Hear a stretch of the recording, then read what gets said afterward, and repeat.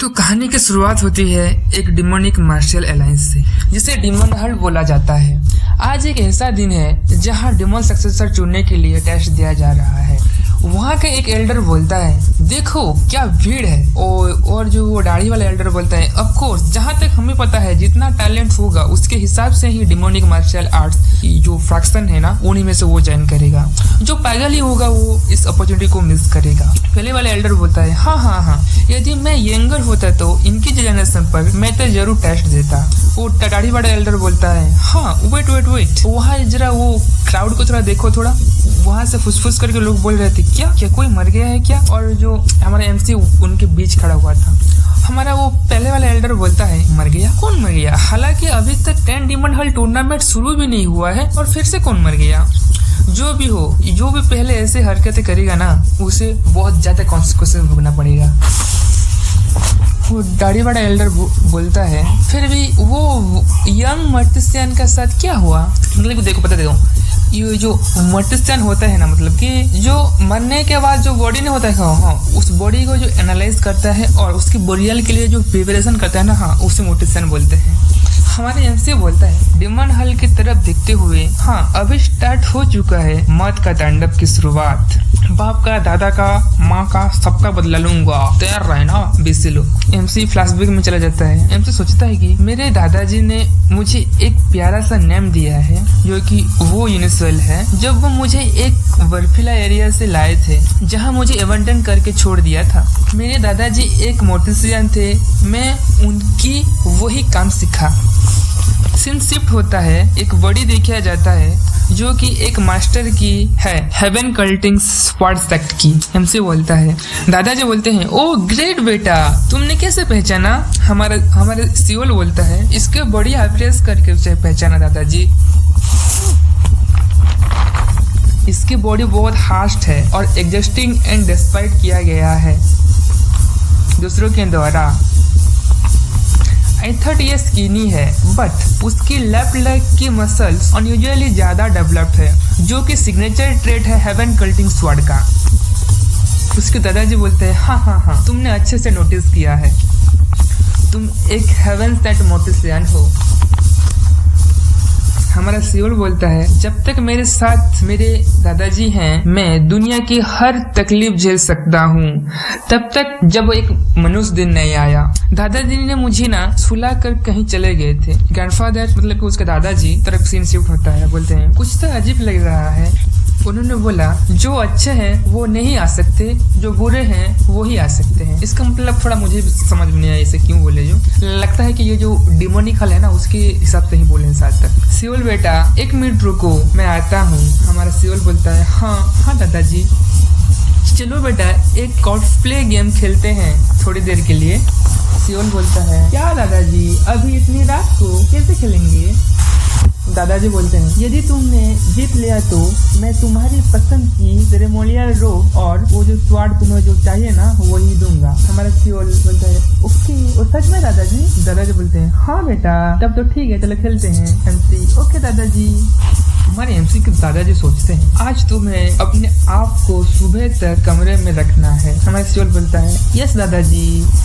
Seoul के दादाजी Seoul को बंद करने के बाद अपनी स्वॉर्ड पकड़कर बाहर आते हैं और अपनी कोल्ड आवाज में बोलते हैं, क्या तुम चूहे जैसे बिल में छुपे हुए हो, ये कुत्ते के पिल्ले? वो स्ट्रेंजर किलर बोलता है, ओ या, जैसे कि उम्मीद था, तुमसे एक ही अंदाजे से मुझे पहचान लिया। आज तो वैसे है ये सुहानी रात है, बात इतनी भी सुहानी नहीं है। हमारे सियोल की दादाजी को बोलता है, 7 ब्लेडेड डिमन वू जन यंग, जो कि हमारा एमसी का दादाजी का नाम है और उसकी रियल आइडेंटिटी है। सियोल के दादाजी बोलते हैं, ओ ग्रेट, बड़े दिनों बाद वही पुरानी नाम सुनने को मिला। वो किलर बोलता है, गुस्से के साथ लाल, पीला, हरा, नीला हो जाता है, तुमने डिमन हल के वॉइस लड़के सेट क्यों रिफ्यूज किया और ये तुच्छ से छोटे से जिंदगी कचड़े से जी रहे हो? क्या तुम्हें शर्म नहीं आता? और उसी के साथ ही बिना अटेंशन दिए अटैक कर देता है। हमारे दादाजी बोलते हैं कोल्ड वॉइस में, और जो उसने अटैक किया था ना उसके स्वॉर्ड का अपने नंगी हाथों से, मतलब खाली हाथ से पकड़ कर बोलते हैं, मैं मर्टिसियन वर्क करता हूँ, जिंदा रहने के लिए नहीं, अपनी खुशी के लिए, मेरे सियोल के लिए करता हूँ। वो किलर एक क्रीपी से स्माइल देकर बोलता है, ओ ऐसा क्या बुड्ढे, खडूस बुड्ढे, मर जा बुड्ढे। सियोल के दादाजी बोलते हैं, मेरी जान लो मगर ये फाइट और कहीं करते हैं, यहाँ इनोसेंट लोग सफर करेंगे नहीं तो। वो किलर बोलता है, ओ अच्छा हे। वो भागने की कोशिश भी मत करना, नहीं तो कुत्ते की तरह दौड़ा कर मारूंगा, समझ लिए ना। दादाजी एकदम साफ सीन शिफ्ट होता है हमारे एमसी की तरफ। हमारा सियोल बोलता है, मैं ज्यादा देर तक रुक नहीं सकता दादाजी, एकदम फुट के रो पड़ता है। मुझे सेरेमोनियल रोब नहीं चाहिए दादाजी, मुझे वो स्वॉर्ड भी नहीं चाहिए दादाजी, ये बहुत ज्यादा पेनफुल है, मैं झेल नहीं सकता दादाजी। ओ दादाजी आप कहाँ गए, ओ दादाजी आप कहाँ गए। हाँ क्या ऐसा हो सकता है क्या, इतनी रात को कोई सम्मन किया है मजिस्ट्रेट ऑफिस पर। चलो छोड़ो, हम मोटेस्तान लोगों को कोई इंसान की तरह भी नहीं समझता, कोई इज्जत भी नहीं देता। हाँ दादाजी आप कहाँ गए अचानक। हाँ दादाजी आप कहाँ गए। अचानक उसे एक अजीब सा एहसास होता है और वो जंगल की तरफ दौड़ जाता है। थोड़ी देर बाद एकदम धीमी कदमों से चलता हुआ अपने दादाजी को खून से लथपथ पेड़ पर बैठे हुए पाता है। एकदम चिल्ला कर बोलता है, दादाजी ये कैसे हुआ दादाजी, किसने किया आपके साथ ये दादाजी।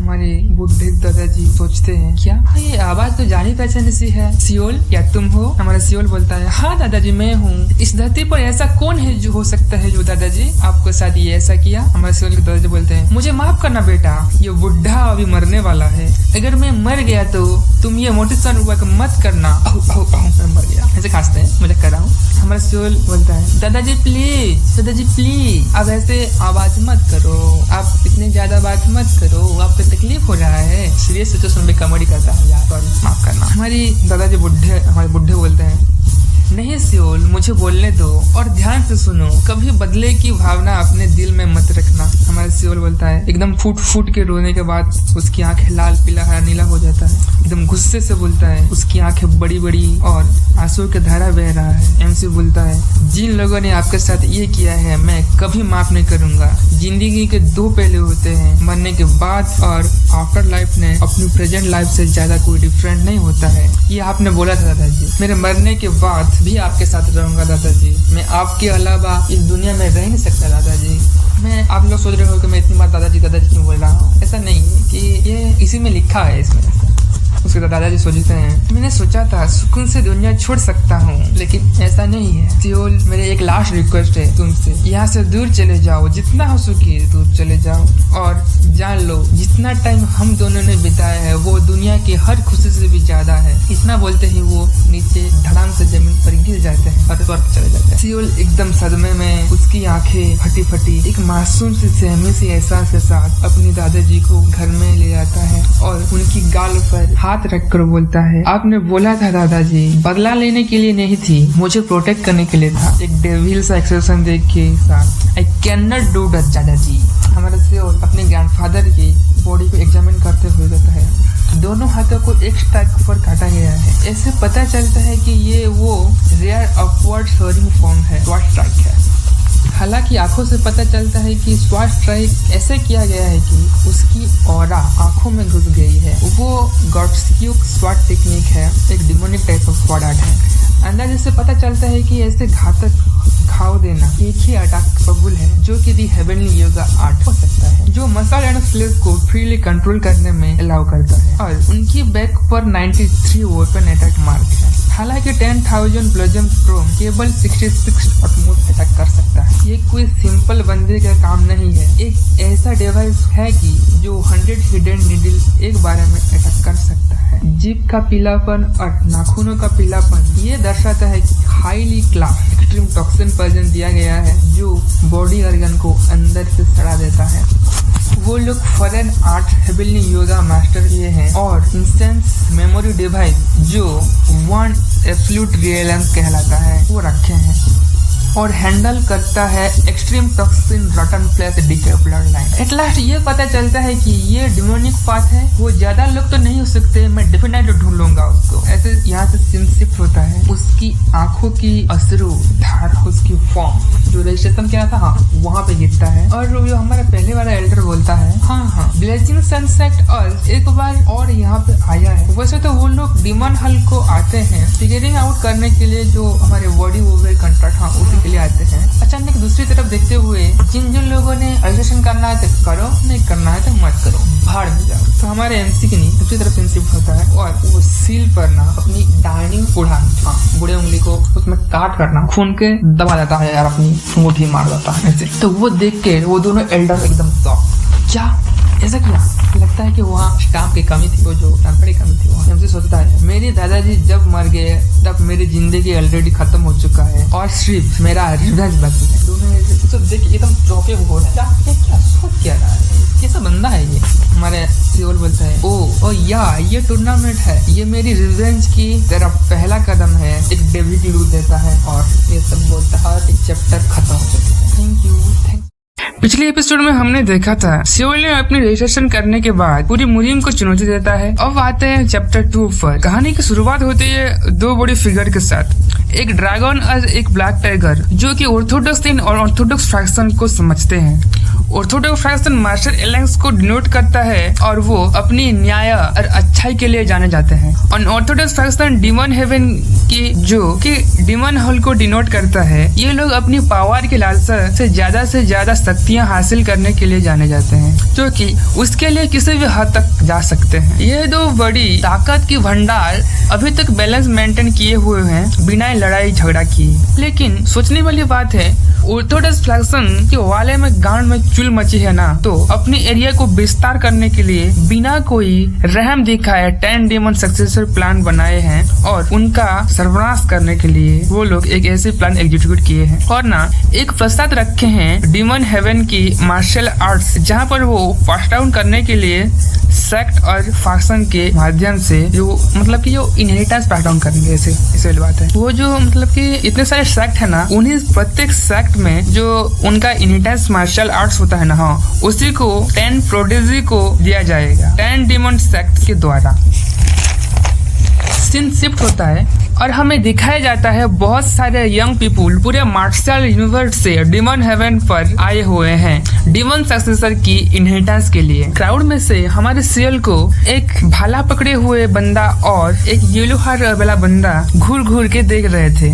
लगभग सभी लोग उसे तिरछी नजर से देख रहे थे। सियल को उसकी क्राउड के बीच कुछ अजीब सा एहसास हो रहा था, एक अजीब सी feeling, uncomfortable, those weird vibes. वो सोचता है हाँ कोई ऐसा हो सकता है उनमें से जो मेरे दादाजी को मारा होगा, जो कि हंसू का चमचा हो सकता है। एक ब्लैक स्टेडो मार्शल मास्टर दिखाए जाते हैं। हाँ हंसू पक्का आउटस्टैंडिंग मार्शल मास्टर है।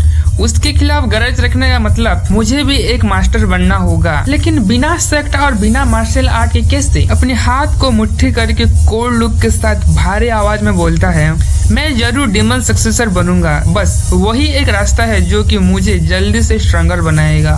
सीन शिफ्ट होता है, दो लड़के शौक में हैं। दिखाया जाता है हमारे एग्जामिनर को जो एक आउटस्टैंडिंग एग्जिस्टेंट है और उनके साथ है 8 मार्शल मास्टर ब्लैक रोब पहने हुए। एग्जामिनर चिल्लाकर भारी आवाज में बोलता है मैं तुम लोगों को एक चीफ इंस्ट्रक्टर हूँ, मतलब कि चीफ एग्जामिनर, और मेरा नाम है हाइक रियोन। प्रोनाउंसिएशन मिस्टेक हुई तो माफ करना प्लीज। और वो जाना जाता है गोल्डन आर्म ब्लड आइज हाइक रियोन यूंग के नाम से। क्राउड में से कुछ लड़के बोलते हैं हाँ क्या चीफ इंस्ट्रक्टर? वो अच्छा वो चीफ इंस्ट्रक्टर है। ब्लू रोब वाला लड़का बोलता है वो गोल्डन आर्म ब्लड आइज है, क्या खतरनाक है, that's so fucking cool. Instructor बोलता है ये जगह सिर्फ डीमन पाथ की प्रोडिजी को सिलेक्ट करने के लिए है, केवल जिसकी औकात है, जो सक्षम है, जो पास करेगा। प्रत्येक गेट्स को मैन हल द्वारा प्रिपेयर किया गया है, वही डीमन सक्सेसर बनेगा। सभी लोग एकदम चौंक हो गए। क्या? सियोल एक शांत आवाज से बोलता है हाँ ये पहला पड़ाव है। इंस्ट्रक्टर बोलता है डीमन हली के मास्टर आप सभी को बोन्स और मसल को एग्जामिन करेंगे, तो तैयार हो जाओ। वहीं भीड़ में से ग्रे हेयर वाला बंदा बोलता है वेट क्या ये हमारा पहला टेस्ट है? उसके पीछे वाला लड़का बोलता है अपने हाथ को मुट्ठी कसते हुए इससे अच्छा तो कोई मार्शल आर्ट कंसर्न रखते तो बेटर होता। डीमन हिल के मास्टर लोग जब उसे चेक करने के लिए आए, ओह हमें छोड़ो, ये क्या कर रहे हो, हमें ऐसे कि अपने कमर को पकड़े क्यों, क्या कर रहे हो भाई कमीनो, ये कोई टेस्ट है? हाँ ये कोई टेस्ट है? इंस्ट्रक्टर बोलता है। एक इंस्ट्रक्टर में से कोल्ड आवाज में साफ लुक देते हुए तुम पास हो गए हैं, मेरे पास पास आओ, बोला उस मसल वाले लड़के को। ओ यस सर। और वो सोचता है वो सब मार्शल आर्ट्स कंटेस्ट इतना जरूरी भी नहीं है शायद। सियोल मन में बोलता है अगर मैं पास हो गया क्या मैं दूसरी जगह पर जा सकता हूँ? ओ यार ये बोन्स और मसल टेस्ट हो, क्या सरदर्द है। इंस्ट्रक्टर को देखते हुए क्या आप यहाँ? इंस्ट्रक्टर सियोल के कंधे पर अपने हाथ रखकर जब एग्जामिन किए एकदम हैरान हो गए। क्या? क्योंकि हमारे सियोल की बोन्स और मसल्स पूरी तरह डैमेज है। एकदम गहरी सोच में पड़े हुए बोलते हैं क्या ऐसे भी बंदे इस कंटेस्ट में देने के लिए आए हैं? लेकिन इसकी जो किलिंग इंटेंट कितनी खतरनाक है, फिर भी मैं तुम्हें पास नहीं कर पाऊंगा। सियोल सोचता है एज एक्सपेक्टेड, जो कुछ भी मैंने सीखा सिर्फ कॉर्प्स वॉशिंग करके, वैसे और भी कोई रास्ता नहीं है इस गेट को पास करने के लिए। लेकिन ये ऐसे खत्म नहीं हो सकता। एक विशाल एरिना दिखाया जाता है और अनाउंस होता है कि फास्ट गेट खत्म हो चुका है। फिर सीन शिफ्ट होता है। रेड रोप पहनने वाला बंदा बोलता है, वो भाला पकड़ कर दांत पिसते हुए चिल्ला कर बोलता है ये कैसे चलेगा, ये ना चल। वो अगर डिवाइन सक्सेसर खाली बोन्स एंड मसल को टेस्ट करने के सिलेक्ट कर लिया जाएगा तो कंस्टेंट क्यों रखे हो भाई? इसकी जरूरत क्या है? बुढ़े तेरी माँ का। This is fucking unfair. Chief instructor गहरी आवाज में बोला, क्या अनफेयर? पहली बात तो मार्शल आर्ट्स सीखने के लिए बोन्स एंड मसल बहुत बड़ा इंपॉर्टेंट रोल प्ले करता है। मैन हल ये कंस्टेंट रखा है वैसे स्ट्रॉन्ग पोडेजी के लिए बहुत सारे जो बहुत से जगह से आए हैं। इवन कमीनो जो कि खाली बेसिक से बोन टेस्ट भी पास नहीं हो पा रहे और बड़ी बड़ी बात कर रहे हो। What unfair? हाँ व्हाट अनफेयर? अरे किस शर्मजादे ने बुढ़े बोला उसकी माँ का। रेड रोब वाला बंदा कांपते हुए बोला सिर्फ एक लाट्स था। चीफ इंस्ट्रक्टर एक शार्प लुक देते हुए उसकी आंखों से येलोइश लाइटनिंग निकल रही थी, थोड़ी बहुत ज्यादा नहीं, थोड़ी। चिंता मत करो, सेकंड गेट में जिसकी वीक बोन्स वाला जो कि मार्शल आर्ट्स सीखा हुआ है वो प्रोडिजी भी चुना जाएगा। ऐसे बोलने के साथ अपनी ऑरा के प्रेशर से घुटने के बल उसे दबा देते हैं। चलो शुरू करो सेकंड गेट को। और फिर पीछे मुड़कर चले जाते हुए बोलते हैं एक तिरछी नजर के साथ, तुम लोग आपस में फाइट करो और सरवाइव करो जब तक लास्ट में एक बंदा जिंदा बचेगा तब तक। सियोल सोचता है क्या आपस में मारा काटी? हम सब तो डिमोन पाथ के सहभागी हुए हैं तो ऐसे कैसे? उसके साइड वाला बंदा बोलता है ये एक गेट है, सीरियसली ये मजाक तो नहीं? तो रेड रोब वाला लड़का भाला को अपने दाहिने हाथ में कस कर पकड़े हुए बोलता ये हुई ना बात, ये अच्छा है, मुझे ज्यादा से ज्यादा मारना होगा। ऐसे ही एक तिरछी लुक देते हुए हमारे सियोल और उसके पास खड़ी हुई रेड हेयर वाली लड़की की तरफ देखता है। भाला को इतनी टाइट से पकड़े हुआ है कि उसकी हाथों की नसें बाहर आ रही है। उसकी भाला के साथ तेजी से दौड़कर हवा में छलांग लगाकर सियोल की तरफ फेंक देता है। मैं तुझसे तेरी जिंदगी छीन लूंगा और तुझसे ही शुरुआत करूंगा, मर जा कुत्ते। हमारे सियोल एकदम शॉक अपनी तरह अटैक आते हुए देखकर। आपको क्या लगता है सियोल बच पाएगा? देखते रहिए, नेक्स्ट चैप्टर बहुत ज्यादा इंटरेस्टिंग है, पूरा full action he action. Thanks for watching. कहानी तब शुरू हुई जब एक लोंडे ने बिजली की रफ्तार से अपने भाला को निकाला और अपने बगल वाले की गांड मारने के लिए उस पर टूट पड़ा। वही उंग चियोंग ने जो की आंखों में आंखें डालकर बोला, साले आज तेरा गेम बजाना पक्का है। इन दोनों की खानदानी दुश्मनी थी तो विंग चियोंग ने मौका देखते हुए उसे धोखे से मार दिया। जब जियोंग खून की उल्टियां करने लगा तो बाकी पार्टिसिपेंट की फट में हाथ में आ गई। मौत से उसकी आंखें फटी और उसका खून सियोल के फेस पर छिटक जाता है। एकदम करीब से अटैक को डॉज करता है। वो यंग चियोंग बोलता है तेरी हड्डी भले ही कमजोर है लेकिन तेरी रिफ्लेक्स और तेरी एजिलिटी काबिल तारीफ है। एकदम टसन में बोला जिसे अपनी जान प्यारी है अभी कट लो यहाँ से, वरना एक बार शुरू हुआ तो कोई वाप बचा नहीं सकता। पर साला कोई नहीं निकलता क्योंकि सबको ग्रेटेस्ट डिमोनिक मार्शल आर्ट का जो मास्टर जो बनना है, सक्सेसर के लिए कोई कुछ भी कर सकता है। हेगरियन ग्राउंड की तरफ देखते हुए बोला, हाँ अच्छा है बट उतना भी नहीं, सबके सब कचरे है कचरे। साइड वाला इंस्ट्रक्टर, हाँ सच में? वो सोचता है इस तरह लड़ाई में अपने आप को खतरनाक खतरा साबित करना अपनी ही पीठ पर निशाना बनाने का बराबर है। पर साला कोई नहीं हिला। ग्राउंड पर कत्लेआम शुरू हो गया। सियोल एक कोने में खड़ा सबका तमाशा देख रहा था। उसने सोचा कि ये सब साले सूती हैं जो डर के मारे पागल हो गए हैं। उसने महसूस किया कि सर्वाइवल का असली मतलब सिर्फ दुश्मनों को पेलना ही नहीं बल्कि आखिर तक अपने जान को बचाकर टिके रहना है। वहाँ दूसरी तरफ एक बंदे ने दूसरे बंदे की छाती फाड़ दी थी। तभी रेड हेयर वाला लड़का एकदम सदमे में। सीन शिफ्ट होता है। विंग चियोंग की तरफ वो एक लड़का के पेट में भाला आर पार कर देता है। हेगरिंग बोला, जितना सोचा था उससे ज्यादा यंग बंदे मौत के आदी हो चुके हैं। दिखाया जाता है कि किसी के हाथ कट रहे हैं तो किसी के पैर कट रहे हैं तो किसी का गला कट रहा है, चारों तरफ खून ही खून। एक बंदा अपनी दोनों हाथों का सर के ऊपर बैठे एकदम सदमे में। सभी लोग आपस में माराकाटी कर रहे हैं। जो अपनी मौत के डर से काबू नहीं पाया तो वो क्या बंदा है। फिर सीन शिफ्ट होता है हाईग्रियम की तरफ। उसका चमचा और वो एकदम गहरी सोच में पड़े हुए हैं। हाईग्रियम अपने ठुड्डे पर हाथ दिए सोचता है, जो लोग पहले वाले खाली हाथ लड़ रहे थे, ये जो एक दूसरे को हिम्मत बचा रहे थे, एक दूसरे का हिम्मत बढ़ा रहे थे, अब उन्हें क्या हुआ? वो भी हथियार निकाल लिए हैं और अपने जान बचाने के लिए दूसरे की जान ले रहे हैं और एकदम किलिंग मशीन बन चुके हैं। चलो सबके सब गधे नहीं है। दूर एक लड़का खड़ा था जिसने सर पर हीरो हेडबैंड बांधा था और पीठ पर एक काली तलवार थी। शिवल की तरह वो भी कोने में खड़ा होकर चुपचाप लड़ाई देख रहा था। हमारे एनसी तभी एक लाश के हाथ को एकदम गौर से देख रहा था। उस पर जो अटैक लगा है उसे एग्जामिन कर रहा था। उसी वक्त अचानक एक लड़का जो बिजली की तरह सिल्वर मेटल हैमर घुमाते हुए सबको ढेर कर रहा था, उसकी नजर सियोल पर पड़ी। काले कपड़ों में और बाम्बू वक्स उठाए उस बंदे को देखकर वो लड़का थोड़ा ठिठका, लेकिन जैसे उसने हमारे सियोल की खड़े होने का ढंग से देखा उसने वो हंसा। क्या फट्टू बंदा है? सियोल डेड बंदे लोगों को एकदम गौर से एग्जामिन कर रहा था। एक बंदे की कटे हुए स्वाट मार्क को देखकर सोचता है, लगता है ये बॉडी स्वीप डैगर टेक्निक के द्वारा अटैक हुआ है। तभी एक चीख के साथ वो सिल्वर मेटेओर हैमर वाला लड़का बिजली की रफ्तार से उसे सिल्वर मेटेओर से सियोल के मुंह की तरफ फेंकता है। सियोल जैसे ही पीछे झुका वो हैमर हवा में घूमकर सीधा सियोल की पीठ पर लगा। बाम्बू वक्स टूटकर नीचे जमीन पर गिर गया।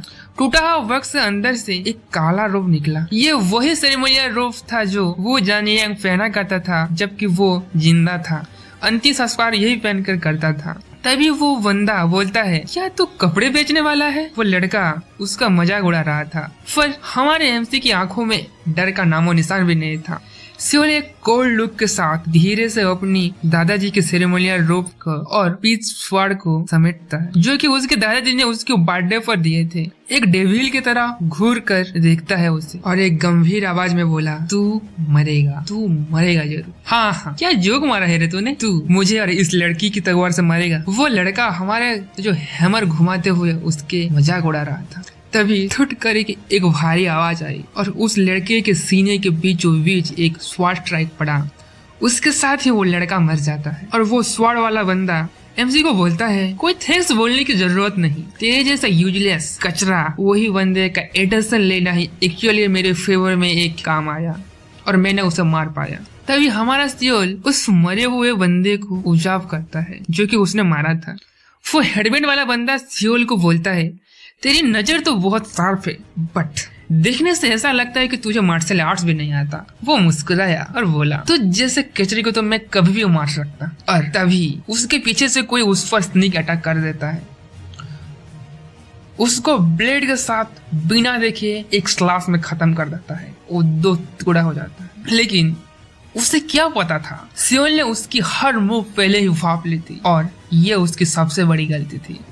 हेगरियंग ने प्लेटफॉर्म से सबको देख रहा था। असल में ये सेकंड ट्रायल का आइडिया उसका ही था और वो अपने थुड़ पर हाथ दिए सोचता है, वो जो हेडबैंड वाला बंदा सियोक जिंग स्वाड कैरी किया है ना, उसकी आंखें एकदम सिकुड़ी और बोला, ये वही तलवार थी जो मुखुन की थी, जिसे किसी जमाने में greatest saviour of the rocks कहा जाता था। ये तलवार दुनिया की 4 सबसे बड़ी तलवार में से एक थी जो मुखुन की मौत के बाद गायब सी हो गई थी और अब ये इस लड़के का पास है।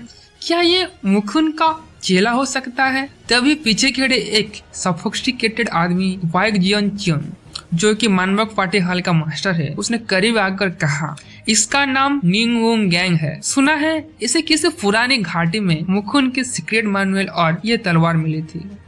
मानवक पार्टी डिमोन पैलेस का दिमाग मानी जाती थी जहाँ सारी इन्फो होती है। वाइग जियंग चियंग ने हर पार्टिसिपेंट की कुंडली फट रखी थी। जो भी हो, अगर उसने मुखिन की टेक्निक सीखा है तो एक तरह से वो उसका डिसवाइपिंग हुआ, फिर तो आखिरकार आखिर में ये ही बचेगा। लेकिन उसने सिर्फ मैनुअल से ही सीखा है तो उसके मूव में वो फिनिशिंग नहीं है। तभी हमारा सियोल की तरफ सीन शिफ्ट होता है।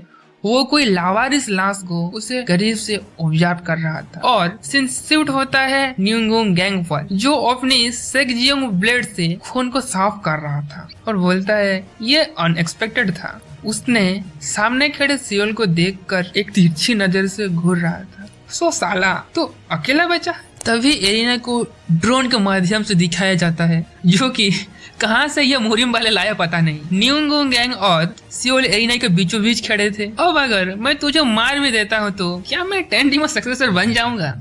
हमारे एमसी हंसता है। उसे कोई जवाब नहीं दिया, बस शांत से उसे देखता रहा। न्यूंगोंग गैंग ने उंगली से उसे इशारा किया, आजा फिर। सियोल सोचता है ये सबसे खतरनाक और स्ट्रांग है, इसीलिए उसने उन लाशों को और उसके जख्मों को गौर से देखता था जिन्हें ये मारता था। मैं इससे पक्का मार सकता हूँ क्योंकि उसकी टेक्निक में एक कमजोरी है जो कि मैंने फिगर आउट कर लिया है। दोस्तों क्या लगता है आपको, सियोल न्यूंगोंग गैंग को मार पाएगा या फिर वो खुद मर जाएगा? तो तब तक के लिए बने रहिए नेक्स्ट एपिसोड तक। Thank you, thanks. Last part में आप सबने देखा था कि इनिसोल को पहले से ही अंदाजा हो गया था कि ट्रेनिंग ग्राउंड में उन गैंग ही सबसे ज्यादा पावरफुल है, इसीलिए उसने उन सब लोगों के जख्मों को बार बार ऑब्जर्व किया था जिन्हें कि उन गैंग ने हराया था। इनिसोल को पूरा यकीन था कि वो जीत सकता है क्योंकि उसने उन गैंग की सबर फॉर्म में कुछ खामियां ढूंढ ली थी। दूसरी तरफ उन गैंग उसे काफी अंडरएस्टिमेट कर रहा था। इनिसोल जानता था कि रियल लाइफ के बैटल में एक फल की भी लापरवाही ही मौत की वजह बन सकती है। अब आगे इनिसोल एक छोटा सा स्वाड लिए उन गैंग की तरफ धीरे धीरे बढ़ता है। उन गैंग को लगता है कि इनिसोल ने कभी ढंग से मार्शल आर्ट्स भी प्रैक्टिस नहीं किया है, इसलिए वो बड़े आराम से उस पर अटैक करने आया ताकि उसे तड़पा तड़पा कर मार सके। इनिसोल की आंखों में लड़ने की जज्बा देखकर उन गैंग ने उसका मजाक उड़ाया और पूछा कि क्या उसे सच में लगता है कि वो उसे हरा पाएगा। तभी उन गैंग की सेगजियोंग ब्लेड वो हवा में चमका और उसे इनिसोल की शोल्डर और थाई को जख्मी कर दिया। उन गैंग ने हंसते हुए कहा कि इनिसोल में हिम्मत तो है पर इतना काफी नहीं है कि तू मुझे हरा सके। हा तूने उसे डच कैसे किया और तू लास्ट तक जिंदा कैसे बच पाया, ये एक तेरी किस्मत है। तभी हाउ गैंग पीछे से गौर से देखा और उसे देख रहा था कि एकदम गंभीर आवाज में बोला, पहली बात तो ऐसे ही देखोगे तो ऐसा लगेगा कि उन गैंग सियोल पर भारी पड़ रहा है, बट तुम अगर गौर से देखोगे तो लगेगा कि सियोल प्रत्येक स्ट्राइक के लास्ट मोमेंट पर अपनी बॉडी को ट्विस्ट करके करीब से टच कर रहा था गंभीर चोट से बचने के लिए। बेगजो एकदम उसकी आंखें को चौड़ी करके बोला, ऐसे लगता है कि सियोल ने कॉप्स को एग्जामिन करके जिन्हें उन गैंग ने मारा था उसकी अटैक पैटर्न को भाप लिया है। वो जीनियस है। What incredible power of observation. Seoul एक डेविल लुक देता है। खून से उसकी आंखें लाल पीला हरा नीला सब कुछ हो जाता है। उसकी आंखों से रेडिश ऑरा बाहर रही थी। इनिसोल ने बहुत ठंडे लहजे में कहता है कि उन गैंग की स्वॉट टेक्निक बहुत ही घटिया कचरा है क्योंकि वो सिर्फ फ्लैश काट पा रही है जो कि खाली मुझे स्क्रैच कर रहा है। ये सुनकर उन गैंग गुस्से में पागल हो गया और उसने पूछा कि क्या वो जल्दी से मरना चाहता है। बेगजो एकदम शांति से सोचते हुए, क्या वो उसे प्रोवोक कर रहा है? हाँ, ये सच है कि सियोल उसकी अटैक को अवॉइड कर पा रहा है, बट अगर एक सक्सेसफुल काउंटर अटैक के साथ वो मारा भी जा सकता है। सियोल सोचता है, मुझे लगता है कि मैं अगर ज्यादा देर तक ऐसे ही डॉज करता रहा तो मैं मर भी सकता हूँ। वैसे ही इसकी अटैक डॉज करना काफी मुश्किल हो रहा है। एक सक्सेसफुल अटैक कर पाना उन गैंग के ऊपर बहुत ही मुश्किल है उसी ऐसी हालात में। उन गैंग एक रिपीट स्माइल दे रहा था और बोला, मुझे लगा कि तुझे थोड़ी देर तक जिंदा छोड़ दूं और थोड़ा खेल तेरे साथ लूं, लेकिन तू लिटिल बास्टर एरोगेंस, तेरे को जल्दी मरने का शौक चढ़ा है। उसी के साथ उन गैंग ने अपने सबसे खतरनाक और क्रूएल मूव चलाने के लिए स्वॉर्ड घुमाया और तेजी से सियोल की तरफ बढ़ रहा था। इनिसोल समझ गया कि वो आ रहा है और यही वो एक अकेला मौका है कि उसने अपनी पीछे स्वॉर्ड को मिडिल गार्ड में पकड़ा और वो सोचता है कि मैंने बहुत कुछ उन गैंग की अटैक पैटर्न को फाप लिया है और उसकी खामी को ढूंढ लिया है और उसने जो मारा था कॉप्स लोगों को उसको एग्जामिन करके उसे पता था कि उन गैंग की अटैक किलिंग स्ट्राइक हमेशा वाइटल पॉइंट पर होता है, ज्यादातर सर और हमारे दिल पर करता है। उसी की वजह से वो उसका किलिंग इंटेंट और उसका ब्लेड खाली ओपोनेंट की ऊपर बॉडी को टारगेट करता है, क्योंकि उसे लगता था कि कोई भी बड़ा मार्शल मास्टर बचने के लिए नीचे नहीं झुकेगा। जैसे ही उन गैंग मर जा कुत्ते चिल्लाता है, अपने फाइनल अटैक किए, फिर सीन शिफ्ट होता है हमारे सियोल की तरफ। हमारा सियोल एकदम डेविलिश लुक के साथ मिडगार्ड में अपनी वो पिचवुड स्पॉट पकड़े हुए और उन गैंग की गला के वाइटल पॉइंट की तरफ टारगेट करता है, क्योंकि एक टाइम पर उसके दादाजी ने उसे सिखाया था कि सेलेस्टियल फेमिनेंस ब्लड पॉइंट को बड़े से बड़े मास्टर भी ट्रेन कर नहीं सकते और उसे स्ट्रांग बना नहीं सकते। वो पार्ट हमेशा वीक ही होता है।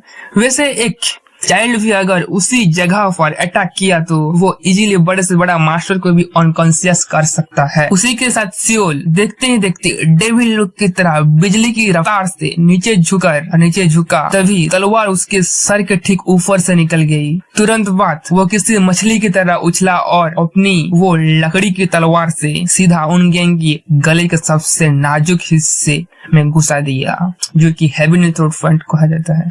उन गैंग ने अपने गले से एक दबी हुई चीख निकली। वो हैरान था कि एक लकड़ी की तलवार से उसके गले के ऊपर कैसे घुस गई। खून बहने लगा और वो घमंडी वॉरियर वहीं के वहीं ढेर हो गया।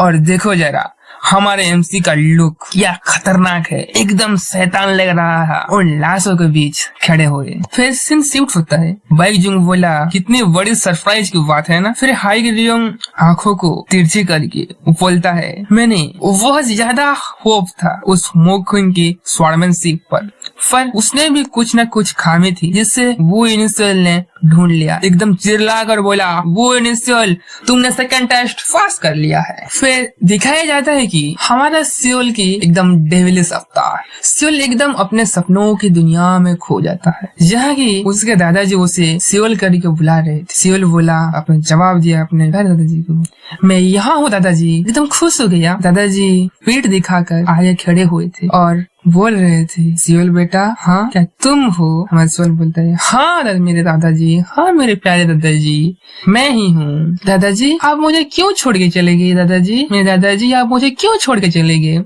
ऐसा बोल के अपने दोनों हाथों को चौड़ी करके दौड़ के अपनी दादा की तरफ दौड़ पड़ता है। दादाजी बोलते हैं, सियोल क्या मैं तुम्हें क्यों देख नहीं पा रहा? सियोल बेटा मैं तुम्हें देख नहीं पा रहा। सियोल क्या दादाजी? सियोल अपने दादाजी को देख के उसकी आंखों चौड़ी हो जाती है, क्योंकि उसके दादाजी की आंखों से एकदम खून निकल रहा था। वो अंधे थे, एकदम जिंदा लाश की तरह, और चारों तरफ खून ही खून। और दादाजी बोलते हैं, मैं तुम्हें देख नहीं पा रहा दादाजी। सॉरी गलती हो गई। दादाजी बोलते हैं, मैं तुम्हें देख नहीं पा रहा। सियोल एकदम चौंक कर नींद से उठ कर पाया। उसे लगा उसके चेहरे से पसीना निकल रहा था। अरे ये मैं कहाँ हूँ? अरे मैं क्या देख लिया? शायद ये सपना था। लगता है कि जब वो उन गैंग को मारा था तब वो अनकॉन्शियस हो गया था। दिखाया जाता है कि सभी लोग उसे एकदम सस्पिशियस नजर से, सफोकेटेड नजर से देख रहे थे। सियोल, जैसे ही मैंने उम्मीद की थी। वैसे मैं कहाँ हूँ? देखते हैं कि चारों तरफ नीला समुंदर और बड़ी बड़ी लहरें जो उफान मार रही थी। सियोल सोचता है, लगता है कि एक शिप में एक केबिन के अंदर हम हैं। जब मैं अनकॉन्शियस हो गया तब मुझे यहाँ लाए होंगे। वैसे मैंने ज्यादा ब्लड लस्ट कर दिया था, शायद उसीलिए। ये बहुत बड़ी इंजरी थी। हालांकि अब मैं कोई ऐसा पेन फील नहीं कर रहा। क्या लगता है कि ये जो डिमोनिक कल्ट है एक फिजिशियन बुलाए थे? खैर छोड़ो, जो भी हो, ये जो लोग मुझे घूर रहे हैं उनके चेहरे से कुछ जानी पहचानी है। क्या ये लोग वही है जो मेरी तरह फर्स्ट टेस्ट को पास किए हुए हैं? तभी कुछ लोगों ने उसके ऊपर हंस रहे थे, एक सफोकेटेड लुक दे रहे थे। सियोल बोलता है, जैसे कि उम्मीद थी, उनसे अब क्या ही कर सकते हैं। उसी के साथ गेट ओपन होता है और बाइक जुंग बोलता है, एकदम शांत, चलो एकदम शांत हो जाओ, चलो हम पहुंच गए हैं। ये है तुम लोगों की नेक्स्ट ट्रायल, जिसका नाम है दी हेल्प वॉक। तभी हमें दिखाया जाता है कि खून की तरह लाल समुंदर और आसमानों के बीच एक बड़ा आइलैंड। इसी के साथ ही पिछले एपिसोड में आपने देखा था कि एक खून की तरह लाल आसमान और समुद्र के बीच एक बड़ा आइलैंड, जहाँ पर सियोल के साथ साथ जितने भी लोग फर्स्ट टेस्ट में पास हुए थे ना, उन लोग आए थे। तभी वाई यूं सबको चिल्ला कर गहरी आवाज में चलो हम सब पहुंच गए तो बोलता है, चलो सभी धक्का मुक्की मत करो, धीरे धीरे मुझे फॉलो करो। शिप को किनारे कर दिया जाता है और सभी उतर जाते हैं नरक के द्वीप में। अब आगे हमें दिखाया जाता है हेल आइलैंड। नाम बिल्कुल सही था। चारों तरफ वीरान के बीच में एक विशाल पथरीला पहाड़, जहाँ ना घास था ना ही कोई पेड़। ऐसा लग रहा था कि मानो कोई गुनाह करके माफी मांगने के लिए या उसकी सजा काटने के लिए इस नरक के द्वीप पे आया हुआ है। पहाड़ के आसपास पहुंचते ही हमें दिखाया जाता है कि ढेरों गुफाएं। बाइक जिम ने एकदम सख्त आवाज में कहता है कि अपने पुराने कपड़े और हथियार यहीं पे रख दो और मेज से नया कपड़े और एक तलवार उठा लो। उसने साफ कह दिया कि गुफाएं तुम्हारी मर्जी की होगी, लेकिन चुनाव तुम्हारा है। पल भर में अफरा तफरी मच गई। लड़के अच्छी गुफाएं के लिए एकदम कुत्ते बिल्ली की तरह झगड़ने लगे, लेकिन हमारा सियोल वो था एकदम शांत। उसे बस अपनी सर छुपाने के लिए एक छोटी सी जगह चाहिए थी। जब बाकी लड़के ने आरामदायक जगह के लिए लड़ रहे थे, जो गुफाएं खुली और एकदम साफ थी, उन पर तो स्ट्रंग लड़कों ने पहले ही कब्जा कर लिया था। बट मुश्किल था अब उन बची कुछ गुफा के लिए थी, जहाँ की लोग बेहतर जगह के लिए झगड़ रहे थे। और एकदम वहाँ से एक लड़का, ये जगह मेरी है, मैं इस्तेमाल करूंगा, ये वाला मेरा है, तू हट जा, यहाँ से हट जा, ऐसा बोलता है। और तभी क्या तुम्हें नहीं लगता है कि मेरी जैसी इतनी सुंदर सी लड़की के लिए ये जगह ज्यादा बेहतर होगा? जब बहस इतनी तेज हो गई तो एकदम एक लड़का जैसे कि उसे कुछ बर्दाश्त नहीं हुआ, उस लड़की को लाइन मारने के लिए आया और ना वो अपनी गुफा की तरफ इशारा करके कहता है कि लड़ो मत बाबू, तुम्हारी गुफा मेरे साथ, तुम्हारी गुफा और मेरे साथ, तुम्हारी चलो कुछ भी हो, तुम मेरी गुफा ले लो। जैसे ही वो यंग ने ये नजारा देखा, उसकी आंखों में एकदम फिर से एक अजीब सा एहसास। इन लोगों को नहीं पता था कि उस खूनी खेल के अंजाम क्या होता है। तो यहाँ ऐसी शांति से बातचीत कर नहीं होते, लेकिन यहाँ ज्यादातर तो उन लड़कों लोग और उनके पहनावों से पता चल रहा है कि ये लोग खानदान से रईस जैसे दिख रहे हैं। क्या ये सब किसी बड़े घरानों से आए हैं या फिर कोई बड़ी सेक्ट से? तभी सियोल को एक खौफनाक सच्चाई याद आई। गौर किया जाए तो दूसरे ट्रायल में बचने वाले ज्यादातर वही लोग थे जिन्होंने खुद से मार्शल आर्ट सीखा था या फिर किसी छोटे से सेक्ट से थे, यानी कि वे सब बलि के बकरे बनने के लिए आए थे। सियोल ने गुस्से में अपने दांत पिसक कर मैं जिंदा हो जाऊंगा, ऐसा बोलता है। मर गए लोगों के चेहरे अभी भी उसके दिमाग में घूम रहे थे। ये डेमन पैलेस तो मौत जैसे चीज में भी अपने भेदभाव कर रहा था। और तभी पीछे से एक भारी आवाज आई, अभी तक नहीं चुना। मुड़कर दिखता है तो बाइक जो उनका इंस्ट्रक्टर था, वो सियोल को एकदम सख्त नजरों से देख रहा था। तुम काफी देर से ऐसे ही सूत चल रहे हो। जब सियोल ने अपने सर झुकाकर इशारा किया कि तो उस इंस्ट्रक्टर ने हाथ हिलाते हुए देखा, वक्त नहीं है, जल्दी से फैसला करो। तो मैं ये वाली जगह लूंगा। सियोल ने एक एक करके गुफाओं को देखने के बाद सबके बीच एकदम कोने वाली और दूर की जगह चुनी। वहाँ एकदम गंदगी और मिट्टी का ढेर लगा था और उसका रास्ता इतना छोटा था कि वहाँ जाने के लिए एकदम झुक के जाना पड़ता था। इंस्ट्रक्टर, तुम ये जगह लोगे? इसे देख के ना उसकी आंखों में एकदम चमक आई और फेस पर एक सुंदर सी स्माइल और बोला, जीनियस है ये तो। वो गुफा भले ही गंदी और तंग दिख रही थी, पर उसका फायदे बहुत है। रास्ता छोटे होने की वजह से अचानक हमले के डर नहीं था और अंदर मार्शल आर्ट्स की प्रैक्टिस के लिए एकदम काफी जगह थी। साथ ही साथ अंधेरा होने की वजह से वहाँ नींद भी एकदम सुकून की आ सकती है। अगर कपड़े बदल लिए हो तो बाहर आ जाओ। बाइक जीव ने एकदम बड़ी सी आवाज निकाली, भारी पत्ते।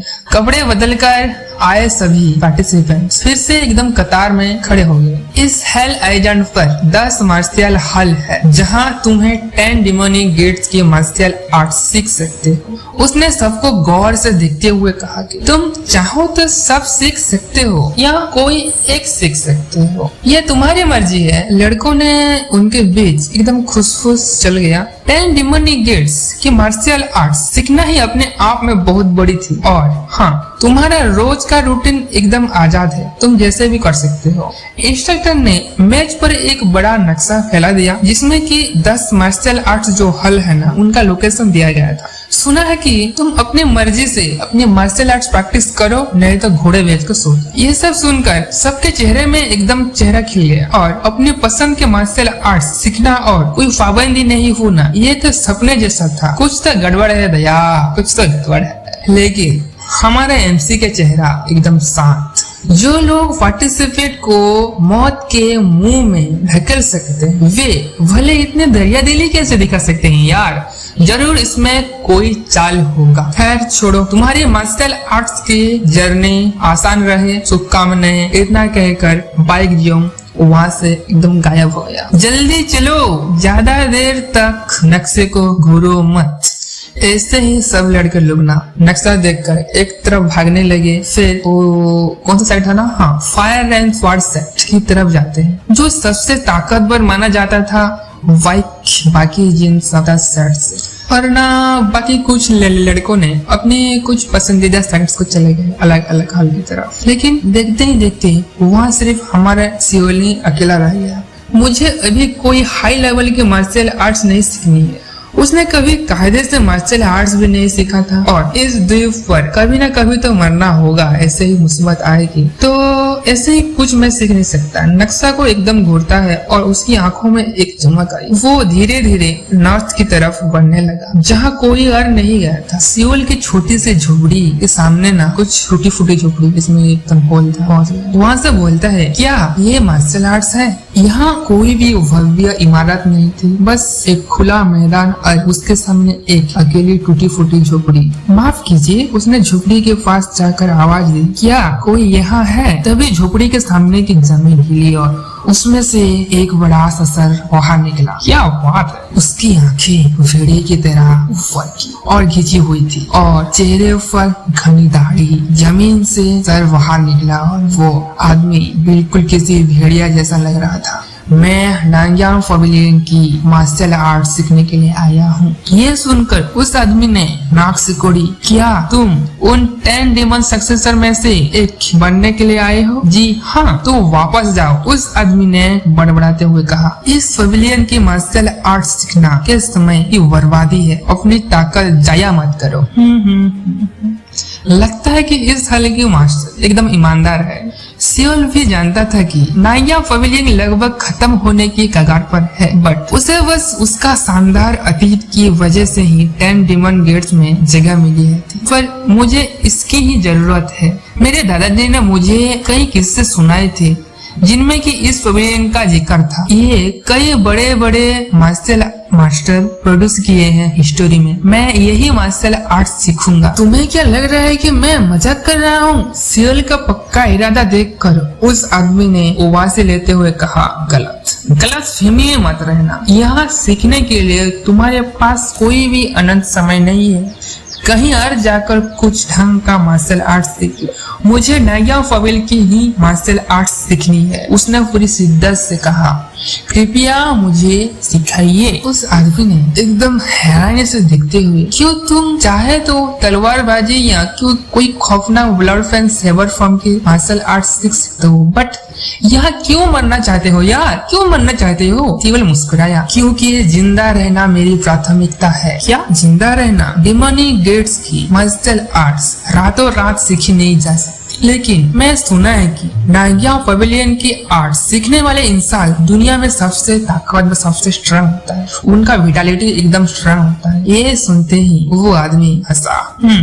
ठीक है सही कहा। हमारी शुरुआत शरीर की बदलने से ही होती है, लेकिन सिर्फ अपने लाइफ फोर्स को बढ़ाना, अपनी विटालिटी स्ट्रांग करने से तुम दुनिया के सबसे बड़े डीमन मास्टर या मार्शल मास्टर बन नहीं सकते। मैं अच्छी तरह समझता हूँ सर। जैसे ही वो आदमी वापस जमीन के अंदर जाने लगा, सियोल उसके सामने झुक गया। मैं विनती करता हूँ, मुझे कृपया अपनी सर में ले लीजिए। उसकी आंखों में एक अलग ही आग थी। पागल है क्या? उस आदमी को समझ आ गया कि ये लड़का मजाक नहीं कर रहा है। ठीक है, शुक्रिया। तुम ज्यादा खुश मत हो जाना, मैं बस डिमॉन पैलेस के ऑर्डर की वजह से ही सिखा रहा हूँ। अचानक उसके आसपास की जमीन पिघलने लगी और वो 7 फीट का लंबा चौड़ा कंधों वाला आदमी पूरी तरह बाहर आ गया। इसे भेड़िया का दादाजी बोलते हैं। ऐसा लगेगा कि भेड़िया दादाजी है ये। और इसके इस हल्के मार्शल आर्ट्स सीखने वाला 10 में से 9 लोग ऐसे ही मर जाते हैं, मुझे मंजूर है। उसका हौसला देखकर वो आदमी मुस्कुराया और बोला,